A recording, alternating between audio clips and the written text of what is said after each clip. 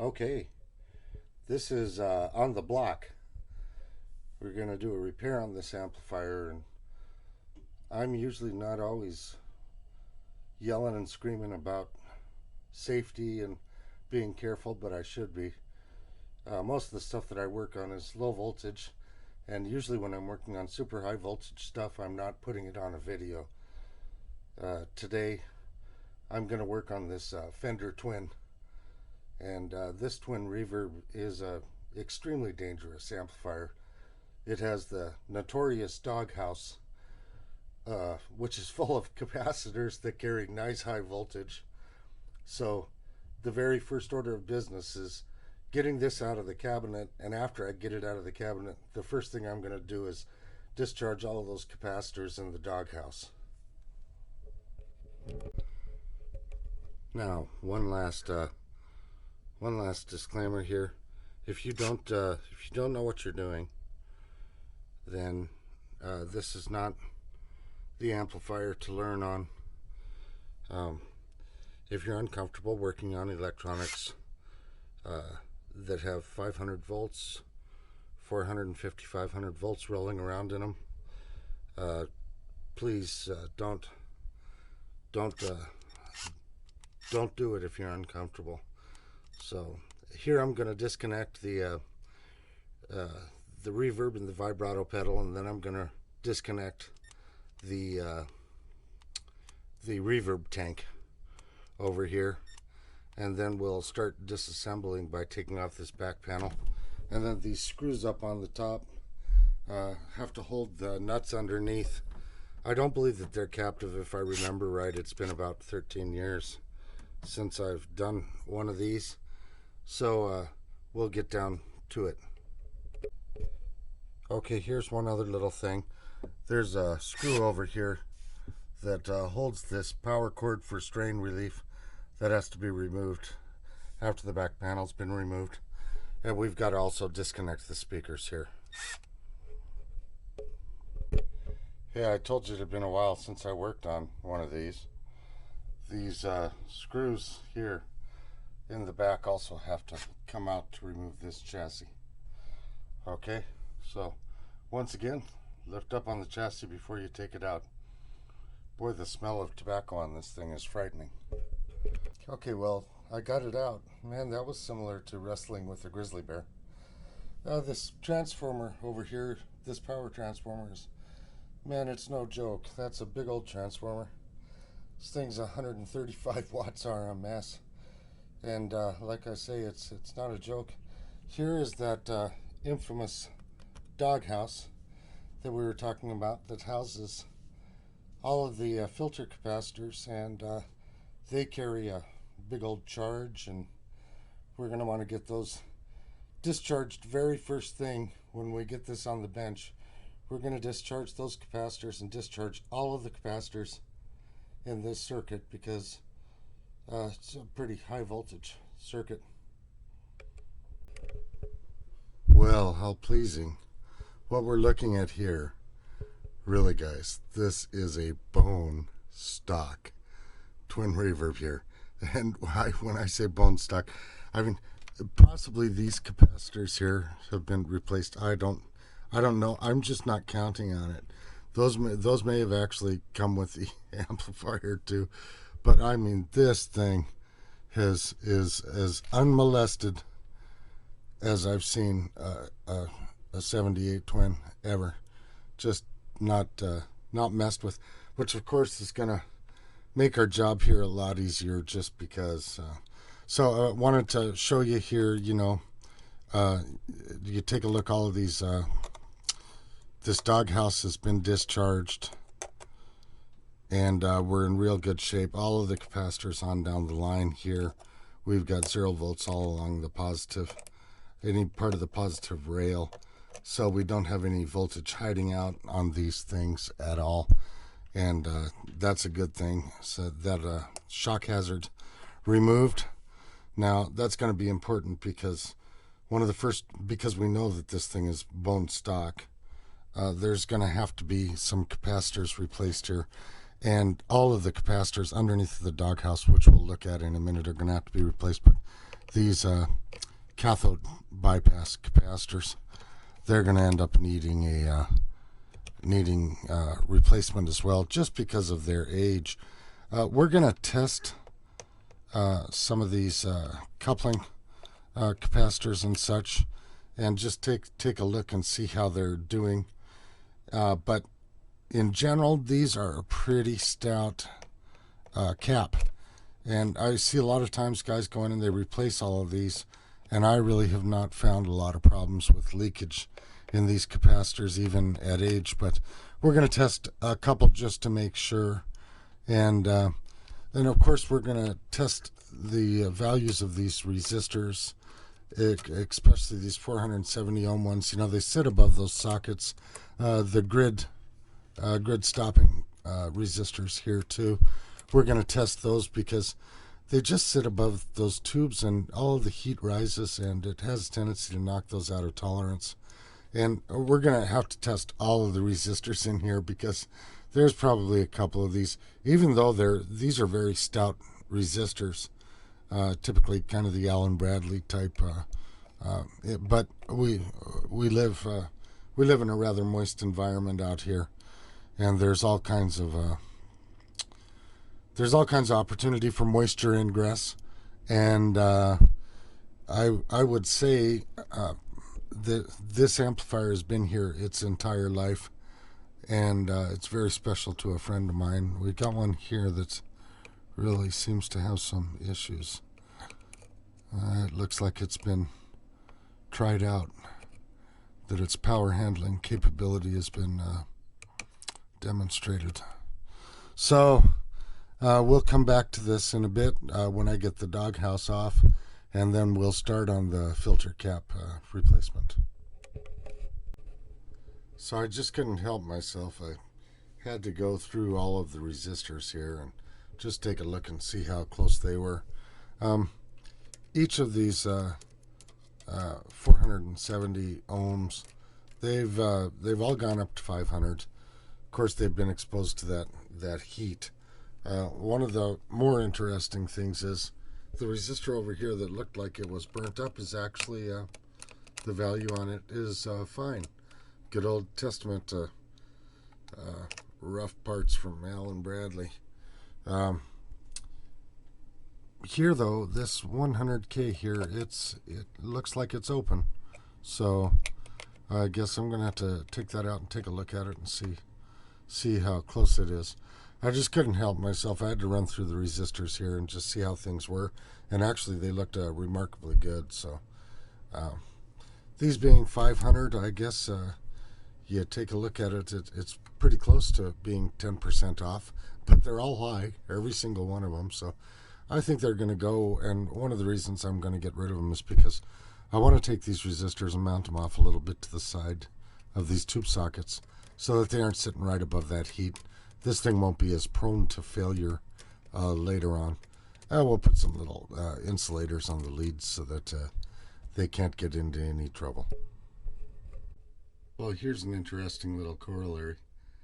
The fella who owned this before he willed it to my friend, God rest his soul, he put red marks on the controls, and then he put red marks on the knobs where he wanted his controls to be set.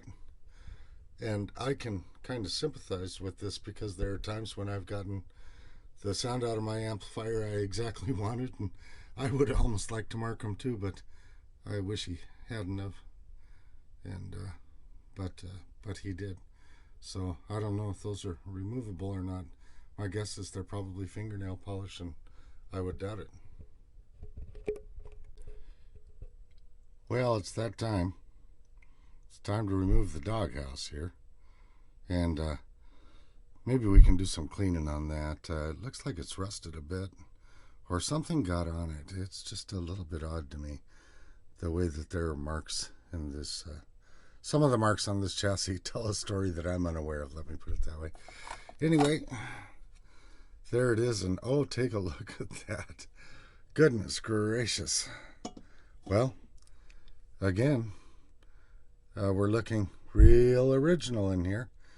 And because we're looking so original, we're going to have to do some work on this and replace all of these capacitors. And I haven't checked these resistors yet, but I will tell you this, I'm pretty much still counting on some of these resistors being bad too, if not all of them. But maybe not. They did put them off the board. Sometimes these are all the way down on the board, and because of that they have a tendency to carry heat. But in this case, they mounted them all off the board, so apparently it learned from previous mistakes. And so we're going to get to the job of doing these capacitors, and we're going to replace these with F&Ts. F&Ts have proven to be dandy capacitor, real good capacitor to do this with, so that's what we're going to use. Okay, for a start here, we've got the 2 series capacitors. They're the ones that pack the wallop, make the big voltage, and so those are in. When you're soldering these in, guys, make sure that you get the eyelets hot too, so that everything melts onto the eyelet and melts onto itself. Okay, the work continues on the doghouse. Boy, this is going to be the prettiest doghouse ever. So here we go. We got 3 more caps replaced here, and I checked all of the resistors in the doghouse. They're all pretty good. This 4.7K is a bit on the high side, but it's not more than 10% high, and that may calm down the voltages on the plates of the preamp tubes a little bit. We'll check it out when we get in. I'm not inclined to replace it, but if I find out that it's really hampering those tubes, then I will. In general, these are pretty good resistors. Some of the real older ones you might have trouble with because they've been exposed to too much moisture, but certainly not these. So let's finish up the doghouse.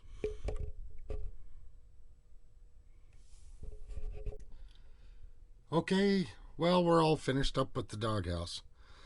So we got the polarities all right, or we're going to be positive, positive, positive, positive, positive. Then we're going to be positive to negative, positive to negative. These 2 capacitors being more in series than they are just in parallel in that particular one. They're the ones that provide that 500 volts that snaps onto your tubes when you engage the standby button into the on position. So there you go, and those solder joints are all looking real good. I think I'm pretty happy with this, and we're gonna put the doghouse back on. Unfortunately, there was pitting on the doghouse that I just couldn't get it off. It's too bad. Something got on there, and it was kind of ugly stuff, caustic. Rusted it, and I put some rust remover on it and did what I could to get that off, but I don't think it's going anywhere. That's probably as pretty as we're going to get it. I'm not going to take it out and grind it. We'll move on to the next part. Well, the face of this thing has been cleaned up pretty good. It came nice and clean. Took all of the knobs and put them in an ultrasonic cleaner and then toothbrushed them afterwards. Never could quite get the fingernail polish off of the knobs in the vibrato channel, but that's the way the ball bounces. What's going to be next is we're going to be taking out these screen grid resistors, the 470 ohm screen grid resistors. You can see that I've already got them unsoldered. All of those resistors on each of these tubes are going between pin 4 and pin 6. Pin 6 is an unused pin. They're using that to run to the transformer on this tube and this tube, and then they're using them to tie the 2 6L6s together on the inside tube over to here. So that's going to be next. We're going to take those out and replace those. They've all gone much higher than 10% high.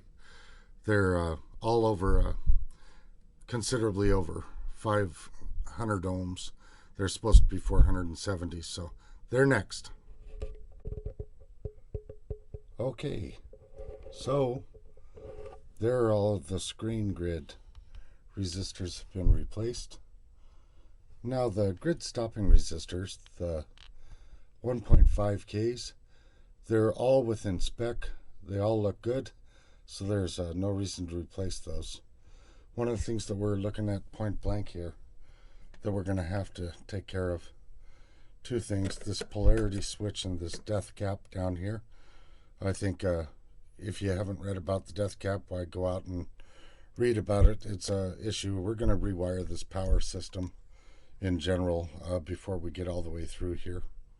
So we're going to rewire that to skip that switch, and also to make sure that this is a safe amplifier for the fella that's using it. Okay, this is a cautionary tale.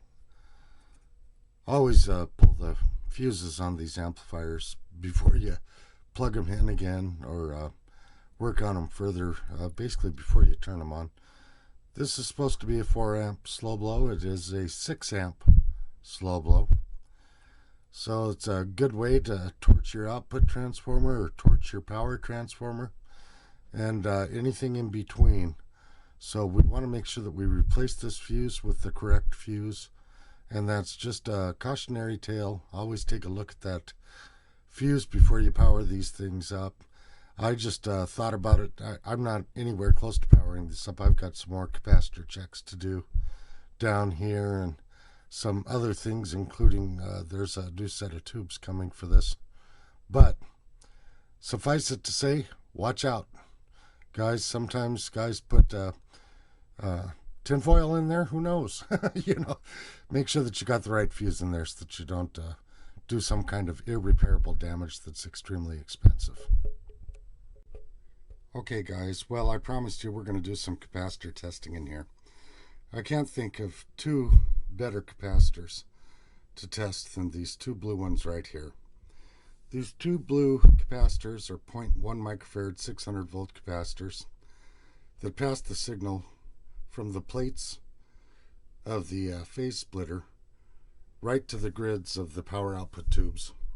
And we don't want any DC leakage on these, because if you get DC leakage, then what's going to end up happening is we'll red plate those tubes when we run the grids high, and we don't want to do that. So here we go up to the Heath kit capacitor checker. It's time to be real careful here, because this capacitor checker is really testing how much leakage these capacitors have with respect to how much voltage it puts on it. And you can see by this knob that it will put all the way up to 600 volts on these capacitors. So we're going to flip this down, and what we want to look for is we want to look for this eye to be open. Each time that we up the voltage, that eye should immediately open. If that eye closes, the capacitor has leakage. And I'm going up in voltage. I'm now at 300, and I'm going to go all the way up to 600 volts. 600 volts applied to those capacitors, and the eye is still open. Now, the very next thing to do to be safe with this device is to back that all the way down, and then to put this to discharge. And the reason why we want to discharge that is because we don't need to grab onto the leads or those capacitors. So that capacitor right there is good. It has no leakage at any voltage, and we're going all the way up to 600 volts. That eye keeps on opening up every time. We have no leakage in that capacitor. That's one of the most stressed capacitors in this circuit. Now we're going to go over and we're going to check the other one after we discharge. Put this to discharge so that we don't get shocked.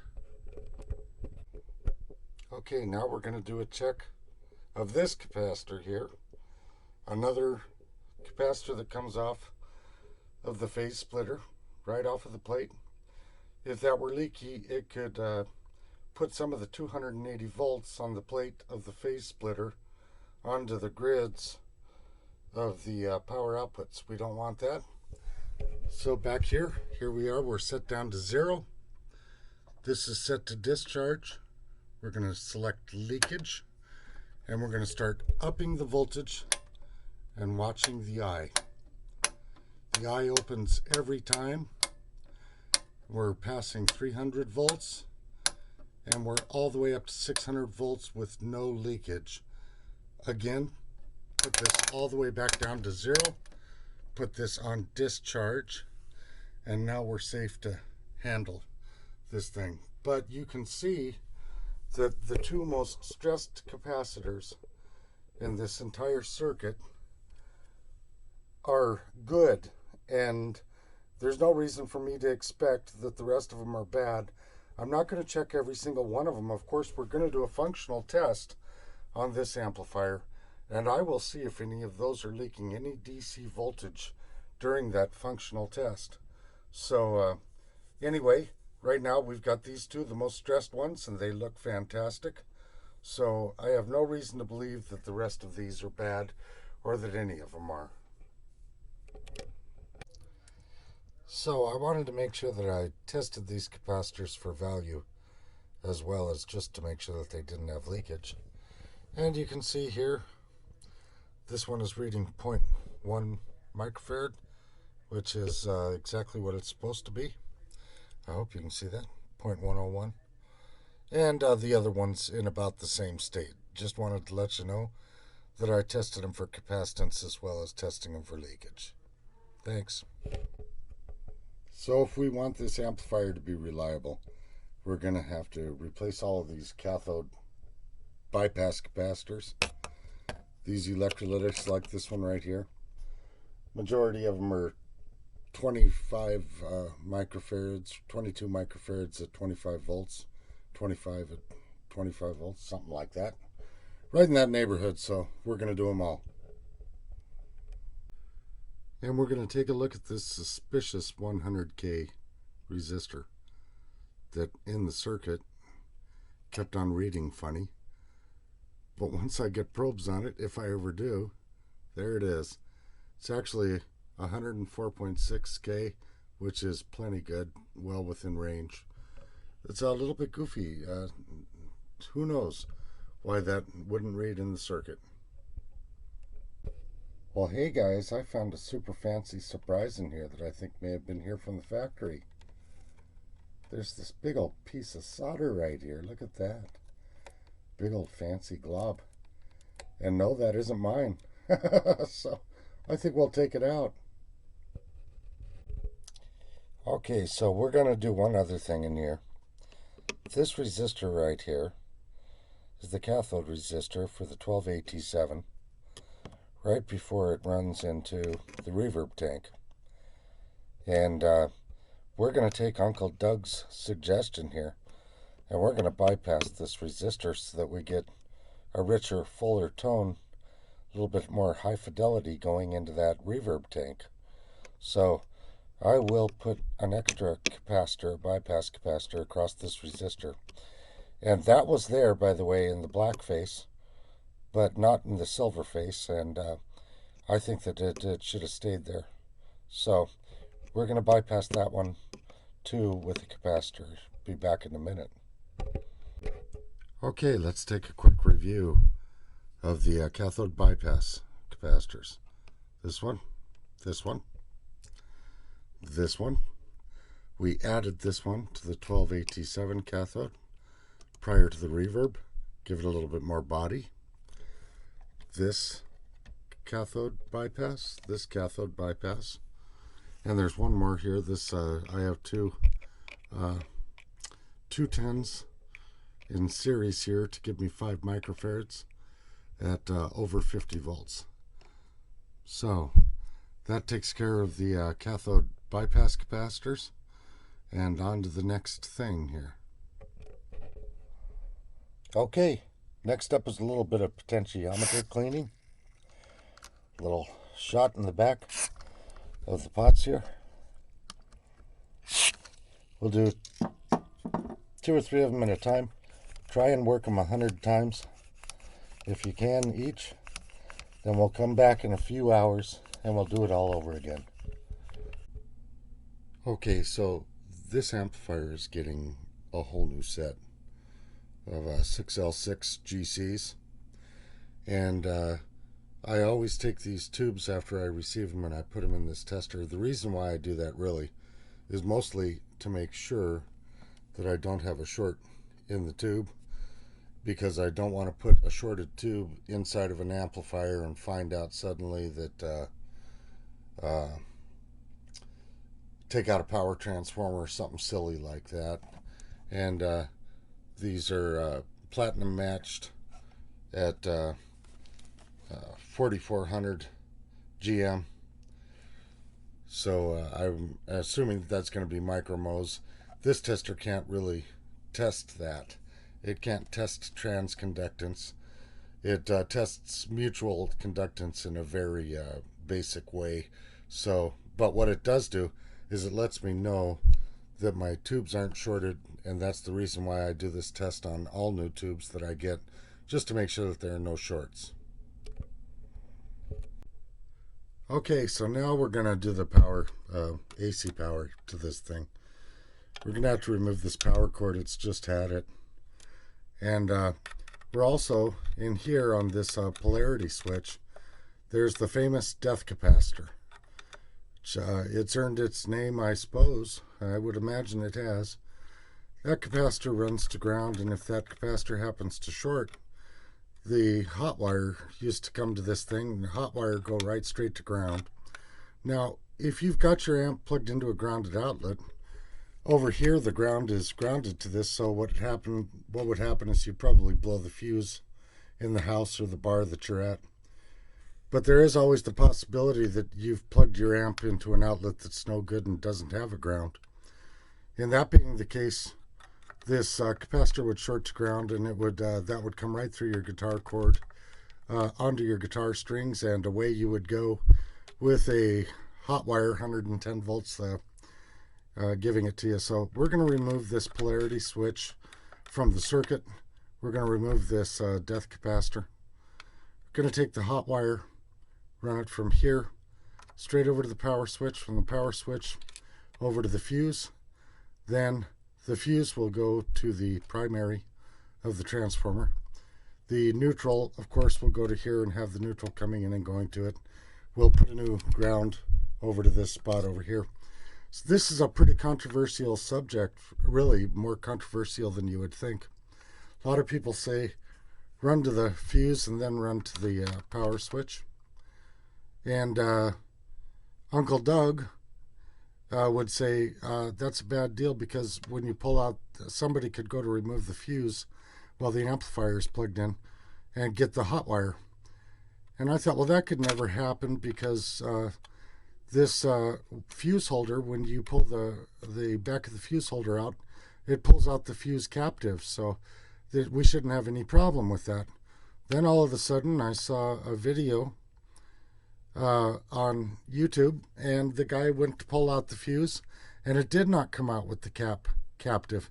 It just sat in there, and he had to dig that fuse out of there. So I'm going to have to agree with Uncle Doug on this one. I don't want that fuse being hot in case somebody goes in to take it out while the amplifier is plugged in, then gets the shock of their life. Moreover, if this AC switch happens to malfunction, the handle, the toggle on the switch is actually run to ground.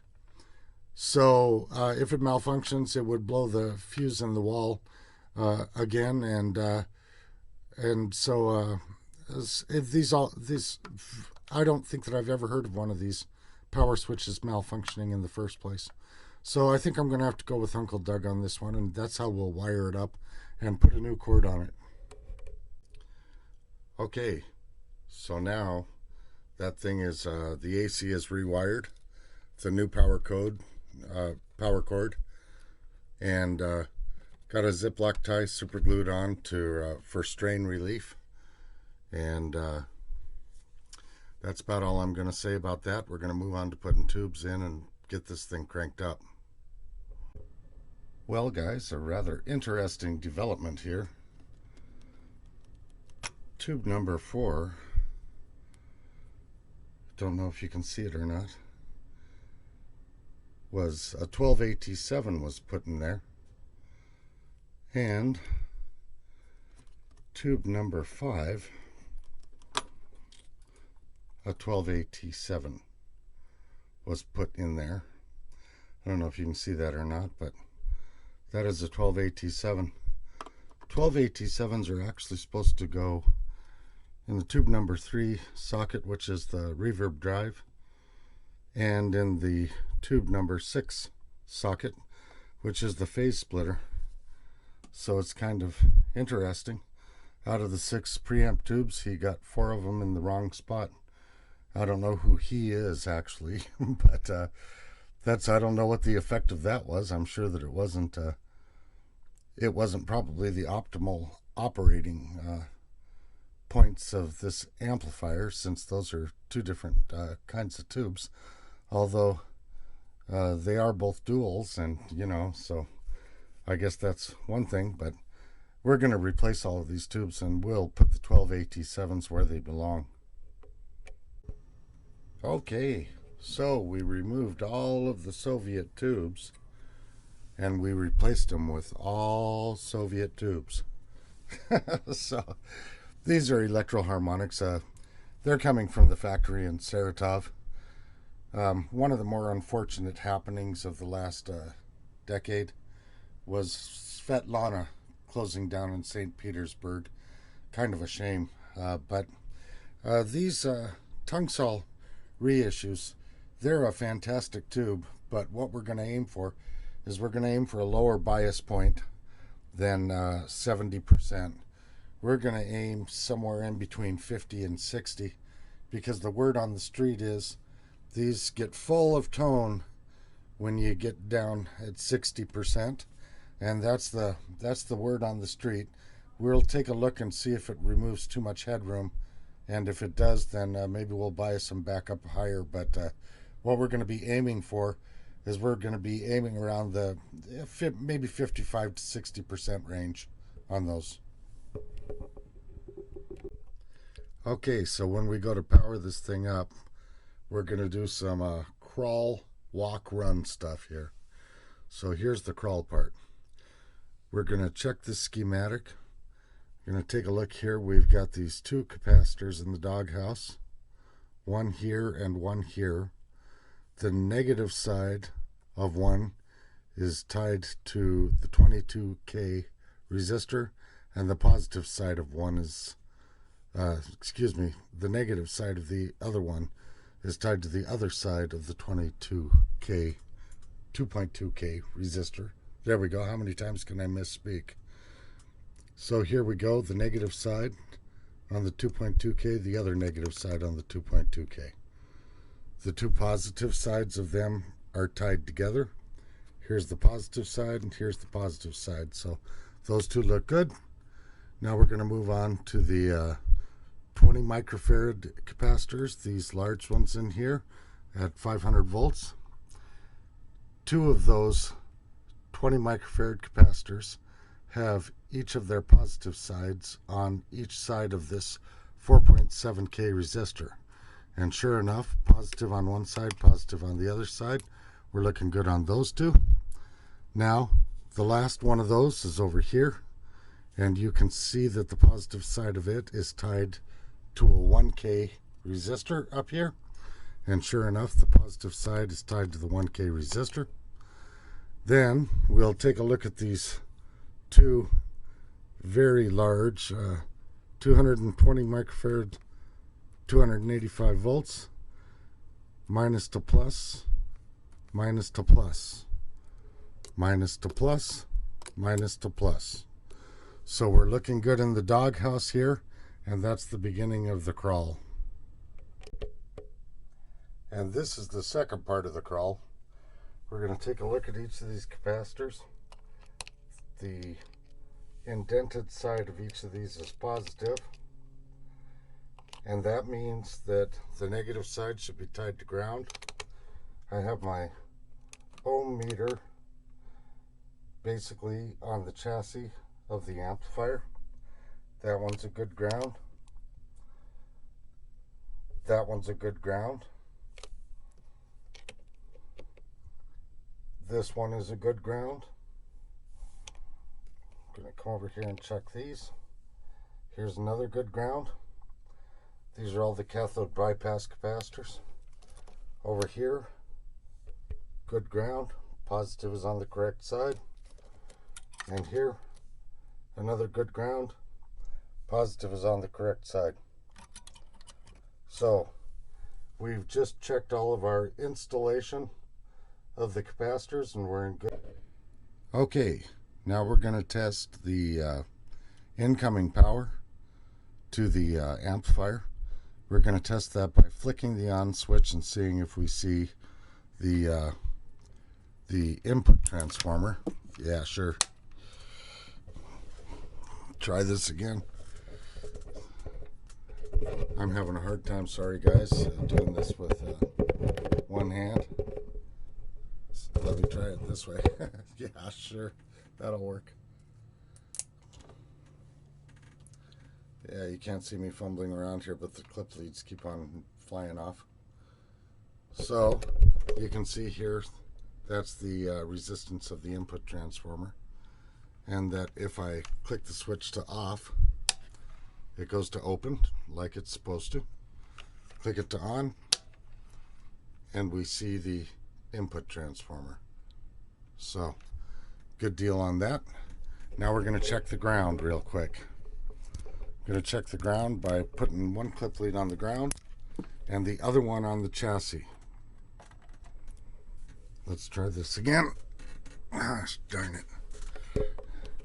Sorry about that, my clip leads keep on flying off. So there you can see the clip lead on the ground. I give up, just a minute. There we go. So I have one clip lead over here on the chassis. I have another clip lead on the ground peg of the power cord. And you can see that our resistance is 0.1 ohms, which is more than reasonable. So we've tested that part of it. And then the last thing that we're going to test is that the ground isn't attached to any of the power lines. Just a minute. Okay, you can see there that the ground is not attached to that power line. So we have no short there. One more. And this is the other side, and we have no short there. So we've effectively tested the incoming power, and we're going to be good to go here. So I think the next thing to do is to power this amplifier on. Okay, so we're to the walk portion of this. What we're going to do here is we're going to measure the bias voltage. Should be a negative voltage, and we'll see that over here on the Beckman. And then we're going to measure the high voltage that goes to the power tubes with the standby switch turned to the off position. And we're going to bring this up on a variac. This will give us the, that's where, if I can get a good angle, this will give us the high voltage. So I'll bring it up to about 25% on the variac. And we can see here that we've got a 124 volts on the bias voltage, and here we can see that we've got a nice negative voltage on the bias for the power tubes. So there's the high voltage for the power tubes, and I'm going to switch over here to AC to see how much AC is on that. Very, very low amount of AC on there, which is exactly what we want. And we'll do the same with the bias. We'll take a look over here at AC. Almost zero AC on that, which is good news. That means that our filter caps are all doing their job. And we've got minus 14, and that should probably work its way up to around, as we move the variac up, somewhere in the minus 53 volt range. So here the power is coming up on the amplifier, and we're seeing here we got minus 52 there, about minus 53, almost perfect. And here we've got 461, 462, 463, so that's full operating power. We have no current draw, so we're in good shape here.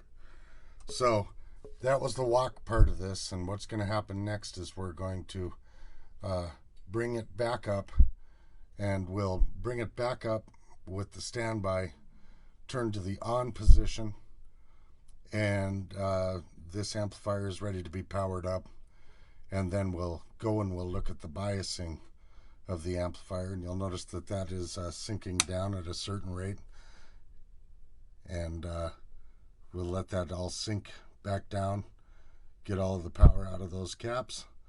We did a nice job of bringing them up slow and forming them, since they're all brand new capacitors in that power supply.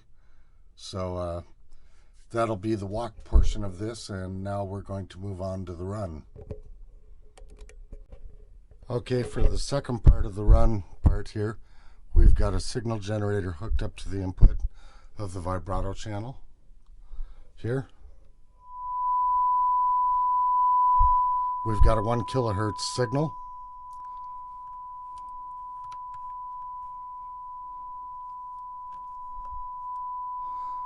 The controls seem to be having an effect on it. The bass, the mid-range and the treble controls really bass is down a bit lower than that. Volume control seems to be working nice and smooth, so the clean job on that worked. The master volume is working correctly. So that's the second part of run. So we've got a good working amplifier here, and I don't hear any distortion, which isn't shocking because this is an ultralinear output transformer in this thing, and that's what some people don't like about it, is how clean it is, but that's not a problem. We can work with that, I'll guarantee it. Now we'll check out the normal channel here. Volume control seems to be working well. Treble control, mid-range, it's good. To check the bass, we'll have to go down a bit.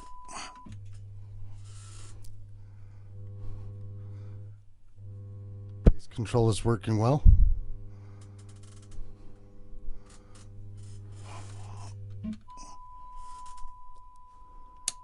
Brightness switch is working.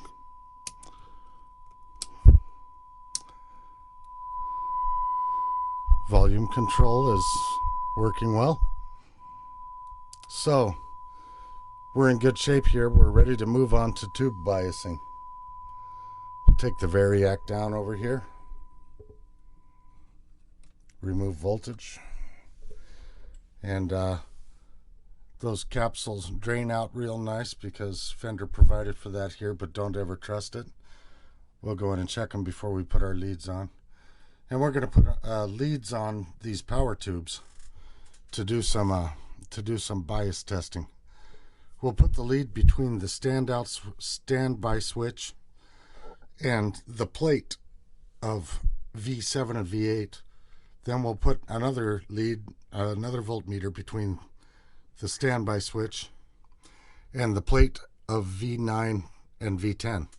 So these are each pairs, and the plate voltage on one of them is going to be the same as the plate voltage on the other. We'll take that plate voltage from between the plate and the standby switch, and that will be each of the half of the primary of the output transformer, assuming that our assumption that there's no current flowing out of that tap for the ultralinear. We'll discuss that in a bit.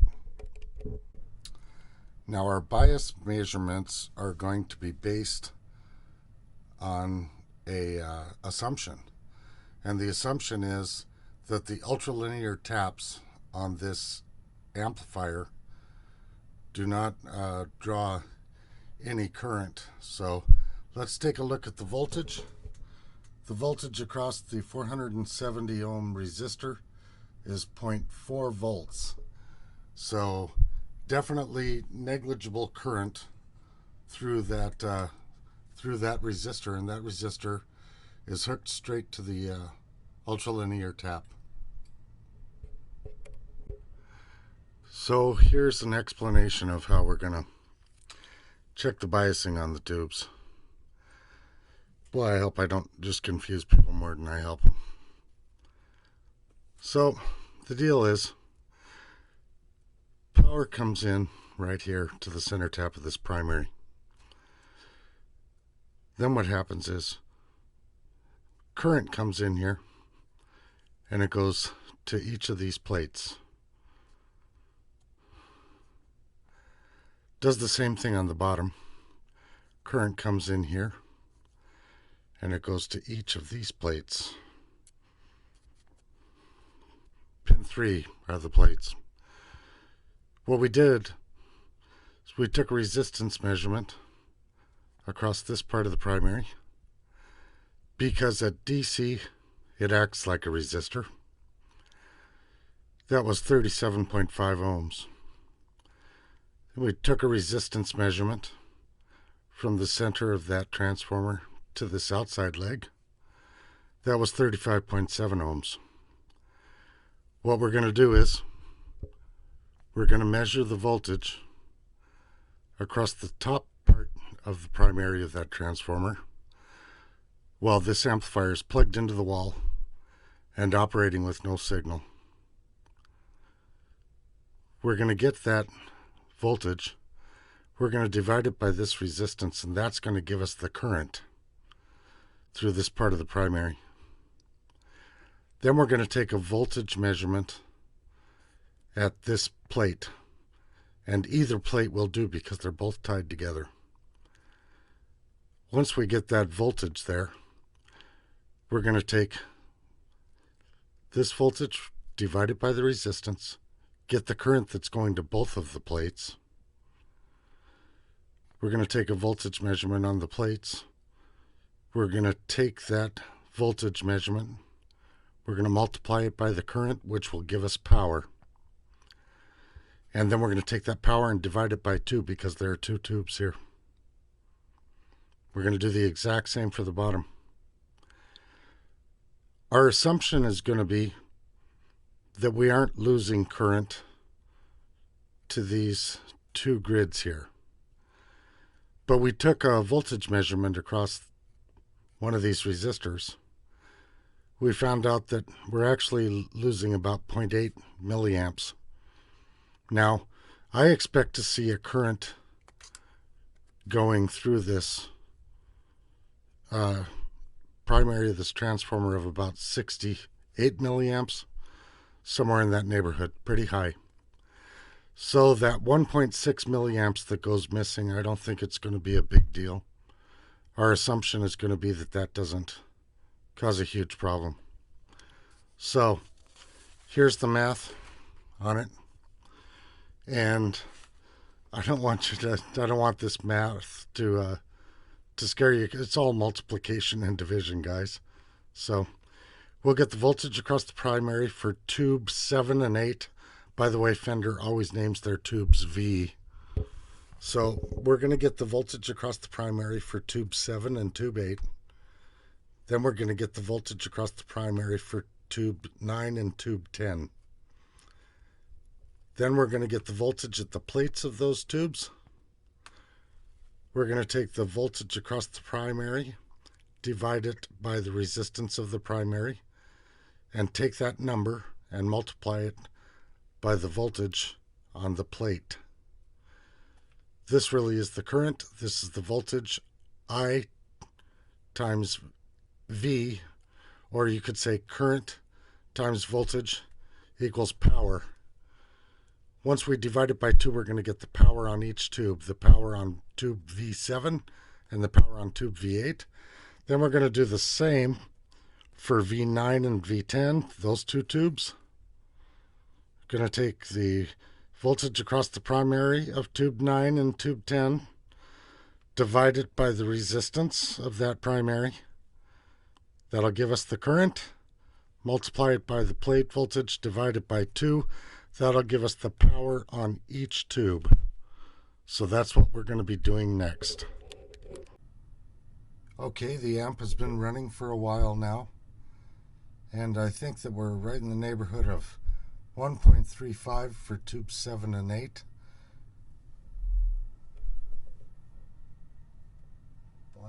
1.35, sorry guys, I just wanted to write that down. And we're at about 1.55 for tube 9 and 10, moving around a bit. 1.55.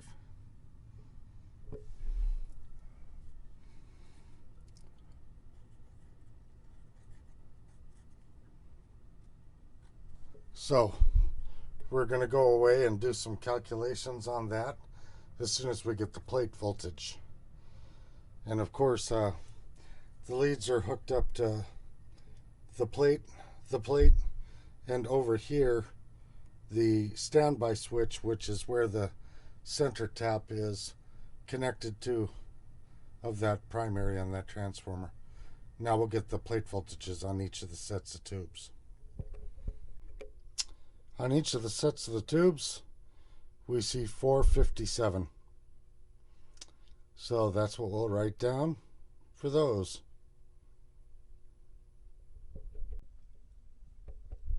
Okay, so the bias was way too low before.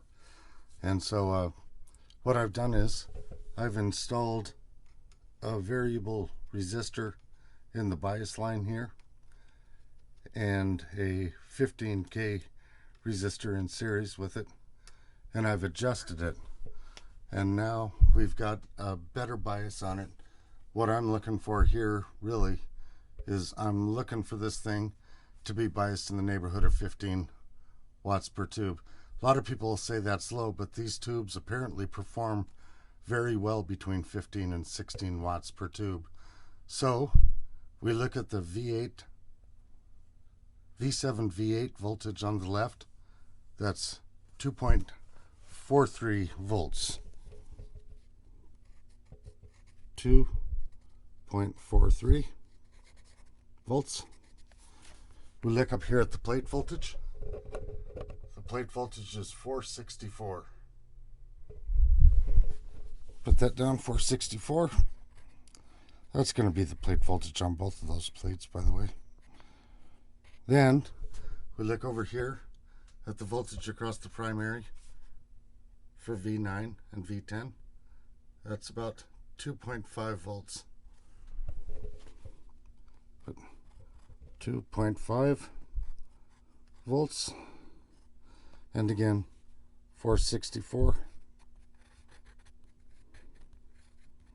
Now, if we do the math on this, the way that this is going to work out is pretty close to 15 watts for each tube, which is 50% of their maximum plate, which is 30 watts. We'll go up and take a look at the math. Okay, so let's do it. We've got 2.43 volts across the primary, divided by the primary resistance, 37.5 ohms, equals 64.8 mils. That times 464 volts plate voltage equals 30 divided by 2 is 15 watts per tube. On the other side, we have 2.5 divided by 35.7. Go to this, 70 mils times 464, and here we are finding out that our tubes aren't as well balanced and matched as they said. Either that or the transformer it has an interesting discontinuity, but anyway, about 16.24 watts each. So I think I'm going to be pretty happy with that. Now, plus or minus 1.8 milliamps going to those grids for that that ultralinear transformer. We can run it up either way. Let's take a look and just see what the disparity is. 2.43 divided by 37.5 equals that, plus 0.0018, which is 1.8 milliamps, equals that, times 464 for the plate current, equals 30.9 divided by 2. So that's 15.4 instead of 15.1. Not very much of a difference. Even if we subtract it, it's not much of a difference. So I think that we can declare those grids coming off the ultralinear tap to be negligible. And I'm pretty happy with this biasing. Okay guys, so dropped a set of Celestion speakers in that cabinet of that Fender. Which is going to be a surprise. I'll show you at the end, but boy, they sound wonderful. And I redid the bias one more time after I adjusted the hum balance. When I say the hum balance, it's really the tube matching potentiometer, but it has the tendency to reduce the hum greatly. And after adjusting that potentiometer, these are the final numbers. And you'll see that they came out considerably closer than they were on the previous attempt. So in the end, we ended up with 16.99 watts on 2 of those, which is basically 17, and 17.22 watts on the other 2, which is basically also 17. So they're looking well matched up, and boy, it really has a nice chime to it. And so I'm liking it, and we're going to go with that.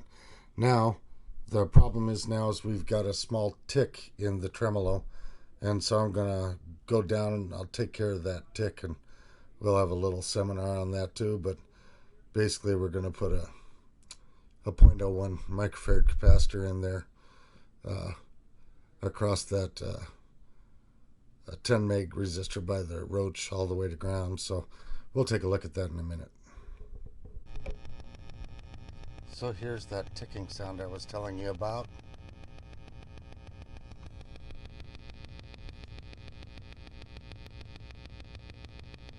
And that's exactly what we're going to try and get rid of.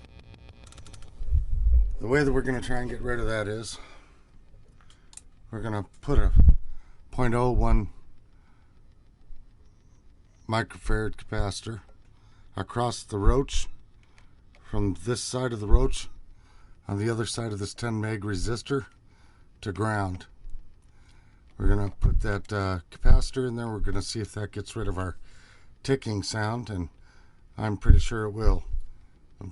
Bypass the old cockroach. Okay, so the capacitor is in there. It's right here. This little fella. 630 volt, 0.01 microfarad, 10 nanofarad, whatever you want to call it. And sure enough, when we listen real close down here, right now the intensity is at maximum, and the master volume is also all the way up to 10 on maximum, and the clicking is gone, which is the desired effect. You're going to hear a little bit of hum through there, of course. The thing's turned all the way up to 10, and moreover, I've got a fluorescent light pointing down at it. But boy, I'll tell you, I'm feeling pretty good about this thing. I think that we're ready to go back in, and you guys may not have seen it, but this amplifier has been re-speakered with some Celestion G12s down here, and I just think they're going to be a great choice for this amplifier. So one last look at everything and the mess that's gone on here, that straightening this thing all out, getting her up to snuff, and the next thing that you're going to hear is probably a demonstration of the amplifier.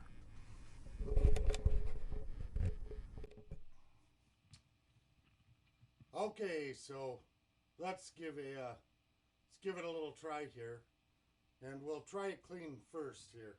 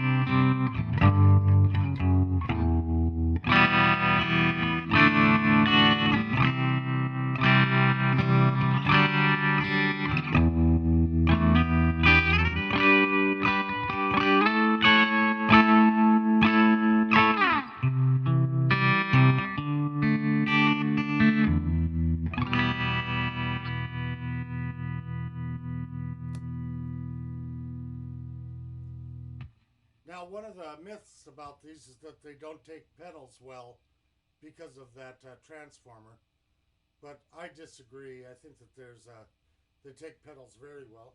Here's an example.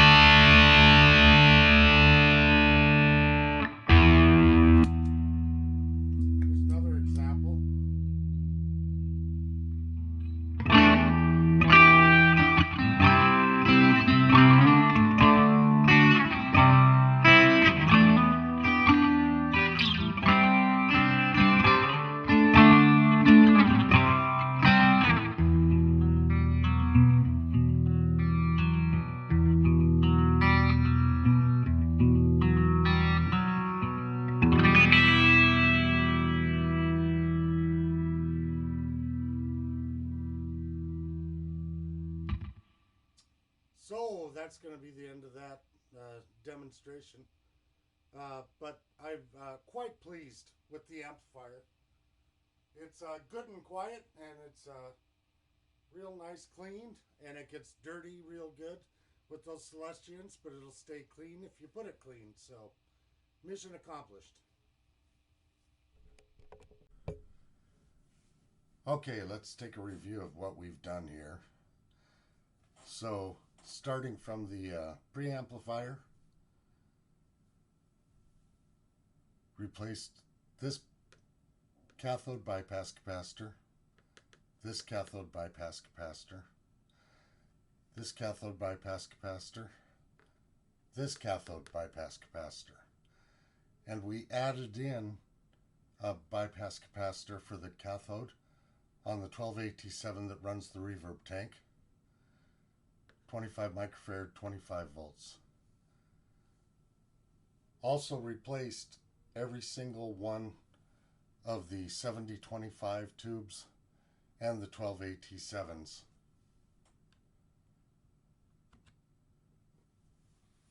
Now on the power supply for this, we took out the death cap and the wires that connected to it, took out the ground switch. We put the AC switch first and the fuse second. So moving on through the schematic, this capacitor here in the doghouse was replaced, and also the other capacitor right over here in the doghouse was also replaced. Both of those are 20 microfarad at 500 volts. Down here is how we rewired the power supply. Put the AC switch first, put the slow blow fuse second, and then that hot wire goes to the input power transformer. The neutral wire goes straight through. Replaced this cathode bypass capacitor, this cathode bypass capacitor, replaced all of the other capacitors in the doghouse. We added a 0.01 microfarad 630 volt capacitor to stop the ticking in the vibrato circuit. We added that from the top of this 10 meg resistor to ground across the roach, and then we put in a circuit here so that we could adjust the bias for the output tubes. That circuit consists of a 20K potentiometer and a 15K fixed resistor in series. We replaced all of these grid resistors, the 470 ohm 1 watt resistors. And then we replaced all of the 6L6 GC tubes. And so every tube in this amplifier has been replaced. And the last thing we did was we replaced the Fender speakers that were blown over here with Celestian speakers. So that wraps up the rebuild of this Fender 1978 Silverface twin reverb. Good shape there.